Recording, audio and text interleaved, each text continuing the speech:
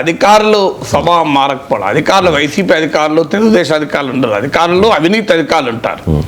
అంటే అప్పుడు వైసీపీ మంత్రులు అవినీతి అధికారులను పెట్టుకుంటే టీడీపీ మంత్రులు వాళ్ళనే పెట్టుకుంటున్నారని అర్థం ఏంటి?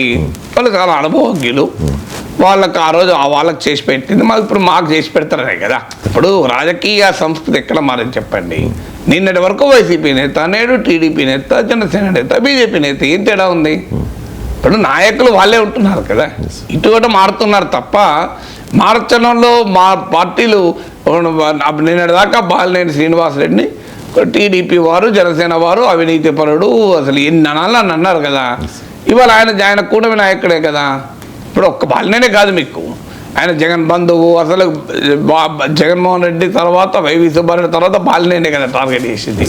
మరి ఇప్పుడు వాళ్ళ నాని నిన్న దాకా తిట్టారు కదా, ఇవాళ మళ్ళీ కూటమి నేత అనే దశకొస్తే మీకు ఎక్కడ తేడా ఉంది? నాయకులలో తేడా లేదు కదా, పొలిటికల్ కల్చర్లోనే తేడా లేకపోతే మీరు ఈ సిబ్బంది సమస్య కాదు, అది it's a problem of political culture.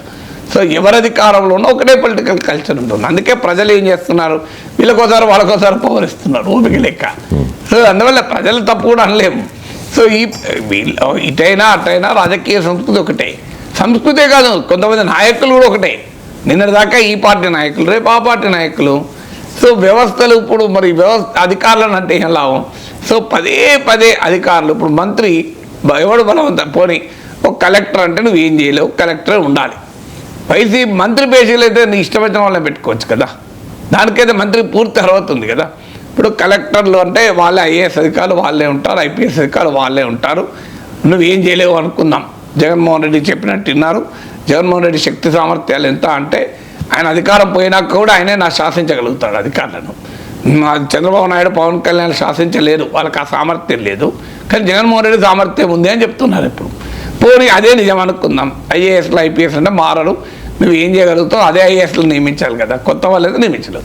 కానీ ఒక మంత్రి పేజీలు అయితే ఎవరన్నా నియమించుకోవచ్చు కదా, that is the full freedom of minister కదా. మరి ఎందుకు సేమ్ వాళ్ళు ఉంటున్నారు అంటే అంతకుముందు మంత్రుల దగ్గర పనిచేసిన వాళ్ళు ఎందుకు ఉంటున్నారు? దీనికి ఆన్సర్ ఉండాలి కదా. సొంత పార్టీ వాళ్ళు సొంత పార్టీకి అనుకూలంగా ఉన్న వాళ్ళ ఉండాలి కదా.